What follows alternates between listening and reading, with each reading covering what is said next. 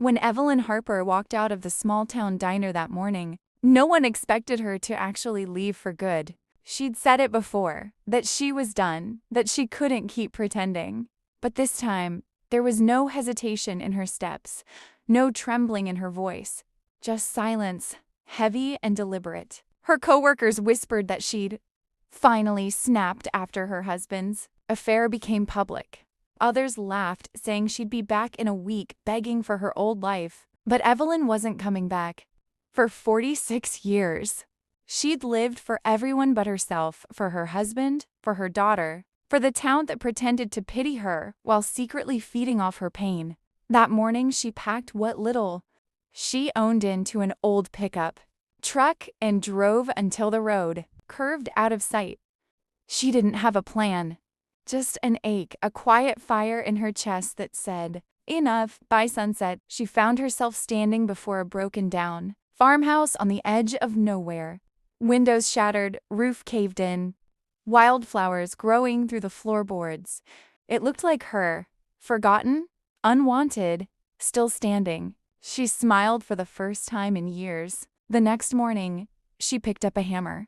They'll laugh, she thought, but I'll build something they can't destroy. And with blistered hands and a heart still cracked open, Evelyn began again, not to prove them wrong, but to finally remember who she was before they told her what she should be. Days blurred into weeks as Evelyn worked alone on the old farmhouse. The first night, she slept on the floor, wrapped in a torn blanket, the sound of rain leaking through the roof. She should have felt lonely, but the silence comforted her more than the hollow apologies she'd left behind. Every morning she rose before dawn, fixing, cleaning, rebuilding. The townsfolk said she'd lost her mind. Rumors traveled fast even this far out. Some said she was haunted. Others, that she was desperate for attention. But Evelyn didn't care. She found peace in the rhythm of her work. The house was falling apart, but so was she, and together, they were learning how to stand again. One afternoon, while scrubbing the cracked kitchen sink, she found an old photograph tucked behind the wall. A woman stood in front of the same farmhouse, smiling, holding a baby. On the back, a message was scrawled in faded ink. Start over when you must. Evelyn's hands trembled. Whoever this woman was, she had known the same pain, the same need to begin again. That night, Evelyn placed the photo on the mantel. For the first time, she didn't feel entirely alone. The days grew colder, and Evelyn began to notice strange things about the house. At night, she'd hear faint whispers coming from the hallway, soft enough to make her doubt her own mind. Sometimes, she'd wake to the scent of lavender, though she never owned any.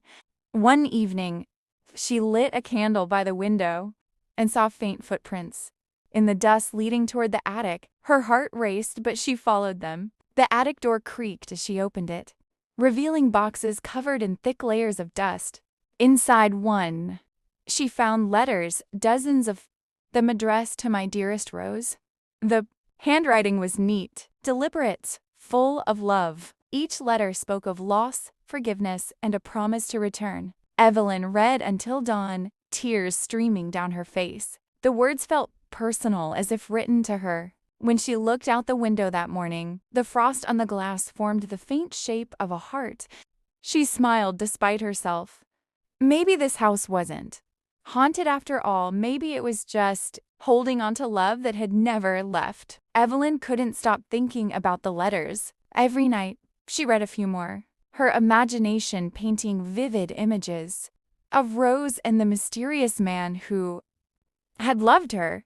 One letter spoke of a tragedy, a fire that took everything but the writer's guilt. Another hinted that Rose had vanished afterward, leaving behind whispers of her presence. Evelyn began to feel an odd connection, as though the house wanted her to understand something. The whispers she'd once feared became soothing, almost guiding. One evening, while tracing the pattern on the wallpaper, she noticed a faint outline of a door she hadn't seen before, hidden behind layers of paint, almost invisible. Her pulse quickened. She fetched a knife from the kitchen and began to scrape the paint away, her hands trembling. Slowly, the hidden door revealed itself. The air turned cold, heavy with memory. As she pushed it open, the smell of lavender returned, stronger than ever. Inside, a single rocking chair faced the window, swaying gently as if someone had just left. On the seat lay a photograph, an old black and white picture of a woman who looked almost exactly like Evelyn. Evelyn froze, staring at the photo in disbelief. The woman's eyes, her smile was uncanny, as if she were staring into a mirror from another time. Her hands trembled as she turned the photograph over. On the back, in faded ink, were 4 words, "For Evelyn, with love." Her breath caught in her throat. How could that be? The photo looked at least 70 years old. Confused and terrified, she stumbled backward, nearly tripping over the rocking chair. Suddenly, a soft voice filled the room. "You found it," it whispered, calm yet filled with sorrow. Evelyn's heart raced. She spun around, but no one was there. The window reflected only her pale face. The voice spoke again, closer this time. "You were never supposed to forget." Tears welled up in Evelyn's eyes. "Who are you?" she whispered. The silence stretched, then a flicker of movement in the reflection. A shadow behind her, faint but human. The lavender scent grew stronger, filling her lungs until she felt dizzy. The photo slipped from her hand and landed face down. When she picked it up again, the woman's expression had changed, her smile now gone, replaced by hollow, pleading eyes. Evelyn couldn't sleep that night. Every time she closed her eyes, she saw the woman's face from the photograph, those empty eyes staring back at her, silently begging. The lavender scent lingered in her room, stronger than before, as though it clung to her skin. By morning, she decided she couldn't ignore it anymore. She took the photo and the letters to the local library, hoping to find records about the house's previous owners. After hours of searching through dusty archives, she found it. A photograph of the house in 1952, labeled the Holloway residence. Underneath, a caption read, "Rose Holloway, beloved daughter, presumed dead after mysterious fire." Evelyn's chest tightened. The woman in the photo was her, down to the shape of her. Jaw and the birthmark on her neck. It made no sense. She wasn't adopted. Her parents were ordinary people from the city. And yet, as she looked deeper into the records, she found something that made her blood run cold. A birth certificate, Evelyn Holloway, born 1951. Parents, Margaret and Thomas Holloway. Her own name, her exact birth date. She dropped the paper, her mind spinning. Was this some kind of joke? She stumbled outside for air, clutching the photo. The wind picked up, swirling dry leaves across the pavement. For a moment, she swore she heard the same whisper again. You were never supposed to forget, but this time, it wasn't sorrowful. It was almost angry. That night, when she returned home, the hidden door was open again. The rocking chair swayed violently, banging against the wall, and carved into the floor, deep and fresh, were words she hadn't seen before. "Give it back." Evelyn stood frozen at the doorway, staring at the words carved into the floor. "Give it back." The air was sharp with the scent of smoke and lavender, the strange mixture making her stomach twist. She wanted to scream, to run, but her feet wouldn't move. The house felt alive, watching her, breathing with her fear. "What do you want from me?" she whispered into the darkness. The only answer was the faint creak of the rocking chair. Still moving, though, no one sat in it. She picked up one of the old letters from the floor, her eyes scanning the words she'd already read a dozen times. But now, something was different. Between the lines of faded ink, faint words had appeared, new ones, shimmering faintly like they were written in ash. "You took my life." Evelyn's throat tightened. "No," she whispered, clutching the paper. "That's not possible." But as she spoke, the temperature dropped suddenly, her breath visible in the air. The light flickered, and in its dim glow, she saw a reflection in the window, the woman from the photo rose standing behind her. Her eyes were hollow, her face streaked with soot, her lips trembling as she mouthed the words again. "Give it back!" Evelyn spun around, but there was no one there, only the rocking chair, now completely still. Desperate, she ran to her bedroom and slammed the door shut. She pressed her back against it, gasping for breath. Clutching the photo to her chest, the house groaned, wood bending and creaking like it was alive. And then through the walls, she heard it, a heartbeat, slow, heavy, matching her own. It was coming from the hidden room. She pressed her palms to her ears, shaking her head. "Leave me alone," she screamed. But when she opened her eyes again, she wasn't in her room anymore.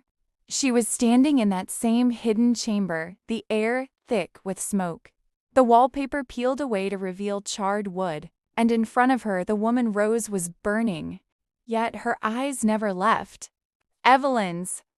She reached out a hand through the flames and whispered, "You were me." Evelyn stumbled backward, her legs weak, her mind spinning as reality blurred. "That's impossible!" she cried. But deep down, something in her knew it wasn't. The fire roared louder, consuming the room, until all she could hear was her own heartbeat and the voice whispering, "Through the flames.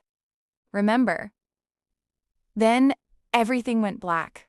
When Evelyn opened her eyes, she was lying on the floor of the hidden room, covered in dust and ashes. The fire was gone, but the smell of smoke clung to her clothes, her hair, her skin. For a moment she thought she might be. Didn't tell the sound of rain tapping against the window brought her back. She sat up slowly, her mind foggy, her heart pounding. The photograph lay next to her, burned around the edges, but still intact. Only now the image had changed. It no longer showed Rose alone. There were two women Rose, and another who looked exactly like Evelyn standing side by side holding hands. Beneath the image, a date had appeared, October 16th, 1952, her birthday. She stumbled to her feet, her body trembling. The letters scattered around the room glowed faintly in the dim light, their ink pulsing as if alive. One envelope caught her eye. It was newer, the paper unstained by age. Her name was written on it in elegant handwriting, Evelyn Holloway. She hesitated, then tore it open. Inside was a single page. "If you are reading this," it began, "then the cycle has begun again. You and I are bound by memory, by guilt, by fire. You lived the life I never could. But the house remembers. It always remembers." Evelyn's hands shook as she read the next line. "You were never meant to leave." Her chest tightened, and the room seemed to darken around her. She turned toward the doorway, but it had vanished. The walls had closed in, seamless. The light from the window flickered, and in its place appeared faint shapes, silhouettes of people moving through smoke. Rose's family. The night of the fire. Evelyn could hear them now, shouting, crying, calling for someone. Her name, not Rose's, hers. "No," she whispered, shaking her head. "That can't be me." The voices grew louder, overlapping, until one voice rose above them all. Rose's. "You left me," it said. "You promised we'd escape together, but you took my place." Evelyn fell to her knees, clutching her head, and the memories hit her like a storm, flashes of fire, of a hand reaching out, of her own reflection melting in the glass. She saw herself as Rose, running through the flames, only to see another woman, her exact twin, closing the door behind her. A betrayal born of fear, a life stolen. "I didn't mean to," Evelyn cried. "I didn't want this." But the voice answered, calm yet broken. "Neither did I." The room shuddered violently, the walls cracking as light poured through. The photograph on the floor burned away completely, leaving only ash. And in that final instant, as everything around her dissolved into light and smoke, Evelyn saw Rose's face one last time, peaceful now, forgiving. "It's over," the voice whispered. "Remember me, and be free." Then the house fell silent. The morning light seeped through the cracks in the old house, soft and golden, like it had forgiven the darkness that came before. Evelyn stood in what remained of the hidden room, though now it looked different, less like a prison, more like a memory slowly fading away. The walls were pale, the air calm. The house had stopped whispering. She reached down and touched the floor where the photograph had burned. Only a faint outline remained. but when she brushed her fingers across it, she felt warmth.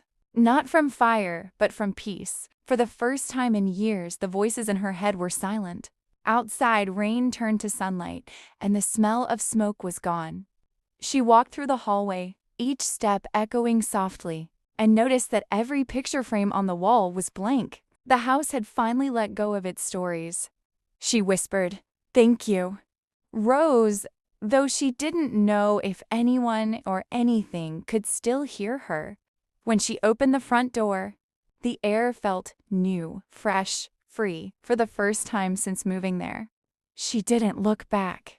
As she stepped into the morning, the sun warmed her face, and she realized that maybe the ghosts had never wanted revenge. Maybe they had only wanted to be remembered truthfully. Weeks later, Evelyn sat at her desk in a small apartment overlooking the city. The manuscript in front of her was nearly finished. The title read, *The Fire Beneath the Mirror*. She had written it all, Rose's story.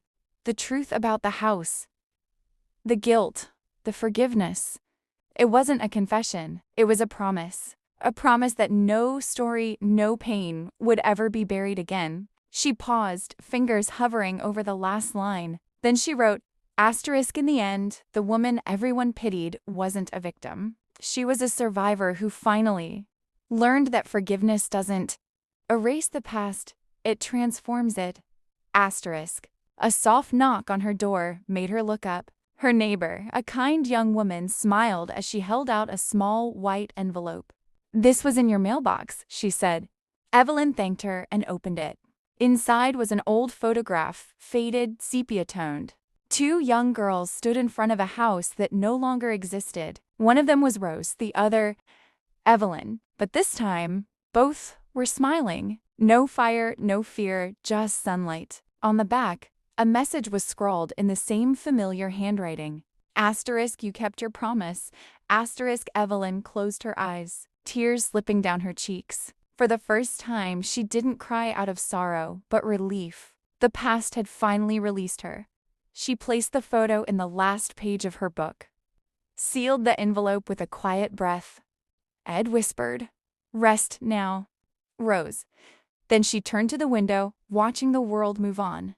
And for once, she was ready to move with it. If this story touched you, take a deep breath and sit with it for a moment. Sometimes, the ghosts we carry aren't from old houses, but from within ourselves. Evelyn's story reminds us that healing doesn't always come from forgetting, it comes from understanding. If you felt something while listening, leave a comment and tell me what part spoke to you most. I'd love to hear your thoughts. And if you enjoy stories that make you feel not just watch *. Don't forget to subscribe. There's always another story waiting to be told. Until next time, stay kind, stay curious, and remember, even in the ashes, there's always light.